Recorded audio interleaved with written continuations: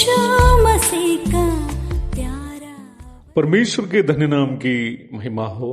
प्रभात मनन के 17,384 में आप सभी का बहुत ही विनम्रता के साथ स्वागत करता हूं। आइए आज का मनन के लिए हम पढ़ते हैं 1 तीमुथियुस अध्याय 5 पद 18।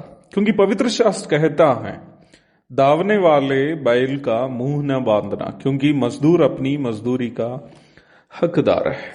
कल के दिन हम ये मनन किए थे कि प्राचीन की सेवा क्या है और कैसा प्राचीन 2 गुना आदर के योग्य है। मैं उन बातों को दोहराना फिलहाल नहीं चाहता। प्रारंभ में पढ़ी गई पद में पौलुस पुराना नियम से एक उदाहरण लेकर कह रहा है कि कलीसिया की अगुवाई वचनानुसार करने वाला हर एक अगुवे मजदूरी के हकदार है। लेवी व्यवस्था 19 की 13, व्यवस्था विवरण 24 की 14 आदि पदों में ये आज्ञा स्पष्ट रूप में दी गई है कि सूर्यास्त के पूर्व मजदूर को उनकी मजदूरी दी जानी चाहिए। इस सच्चाई को समझाने के लिए व्यवस्था विवरण 25 की 4 से पौलुस उदाहरण लिया है। दावते समय चलते हुए बैल का मुंह न बांधना। 1 कुरिन्थियों 9 की 9 में पौलुस इसी पद को उठाकर पुनः समझाता है कि परमेश्वर की चिंता यहां यह नहीं है कि बैल क्या खाएगा या नहीं, बल्कि उनकी चिंता उन मजदूर है जो मेहनत करने के बाद मजदूरी की चिंता करते हैं। मेहनत करने वाला हर एक मजदूर उनको मिलने वाली मजदूरी की प्रतीक्षा करता है, ताकि मजदूरी मिलने के बाद वह अपनी पत्नी और बच्चों की आवश्यकताओं की पूर्ति कर सके। 1 कुरिन्थियों 9 की 14 में पौलुस प्रभु यीशु मसीह के द्वारा दिया गया आदेश का भी याद दिलाता है। जो लोग सुसमाचार सुनाते हैं उनकी जीविका सुसमाचार से हो। 1 तीमुथियुस 5 की 18 में वो प्राचीन अथवा कलीसिया की अगुवाई करने वालों के बारे में कहता है कि मजदूर अपनी मजदूरी का हकदार है। नए नियम का अध्ययन जब हम करते हैं, एक बात बहुत ही स्पष्ट रूप में हमें समझ में आ जाती है कि कलीसिया की अगुवाई करनी एक पार्ट टाइम जॉब अथवा समय मिलने पर करने की सेवा नहीं है। रविवार या आराधना सभा में या अन्य सभाओं में केवल करने की सेवा नहीं है अगुवे की सेवकाई। भेड़ों की रखवाली सुबह से शाम तक करने की सेवा है। ये बड़ी दुखजनक बात है कि आज कई कलीसियाओं में अगुवों की सेवा केवल समय मिलने पर करने की सेवा के रूप में सीमित हो गई है। कलीसियाएं कमजोर होने के लिए इससे भी कोई बुरा कारण की आवश्यकता नहीं है। एक प्राचीन अथवा पास्टर ऐसा व्यक्ति होना चाहिए जब भी विश्वासी को कोई आत्मिक आवश्यकता हो वो उपलब्ध हो। आत्मिक आवश्यकता में विश्वासी की संकट परिस्थिति में उनको जाकर मिलने से लेकर के अनिवार्य सहायता प्रदान करना तक शामिल है। जिस प्रकार अपने घर के बच्चों की चिंता एक पिता करता है, वैसा ही अपनी कलीसिया के विश्वासियों की आत्मिक तथा अन्य आवश्यकताओं की चिंता एक अगुवे को करनी चाहिए।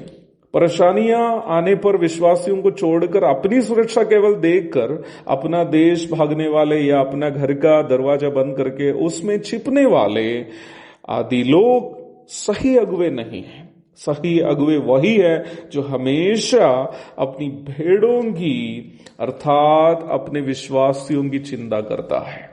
उस प्रकार के अगुवाओं के बारे में प्रेरित पौलुस यहां कह रहा है कि वे लोग अपनी मजदूरी का हकदार है। लेकिन सवाल यही है कि इनको मजदूरी कौन देगा। अक्सर प्रभु के दासों को देने के विषय में ज्यादातर लोगों की सोच यह है कि वे लोग प्रभु के दास है, इसलिए प्रभु ही उन्हें देंगे। प्रभु दे या नहीं दे वो प्रभु की बात है। यदि कोई नहीं देंगे तब भी प्रभु अवश्य अपने दासों को देंगे। जब इस्राएल के भविष्यद्वक्ता एलिया का इस्राएल के राजा आहाब ने खान पान बंद किया, एलिया भूख से नहीं मरा।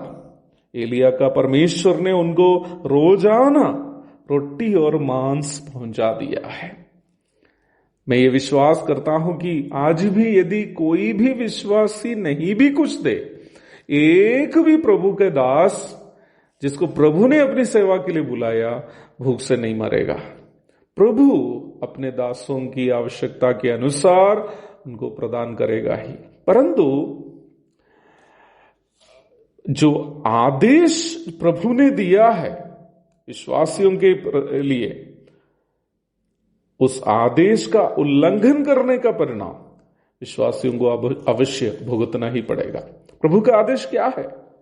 प्रभु का आदेश है जो वचन की शिक्षा पाता है वो सब अच्छी वस्तुओं में सिखाने वाले को भागी करे। गलाती 6:6। बाइबल ये नहीं सिखाती है कि आपकी कलीसिया में आपको वचन सिखाकर अगुवाई करने वालों को कभी कभार 500 या 1000 रुपया दे, या जब आपकी सारी आवश्यकता की पूर्ति होने के बाद कुछ हो तो उनको दे। ये बाइबल नहीं सिखाती है।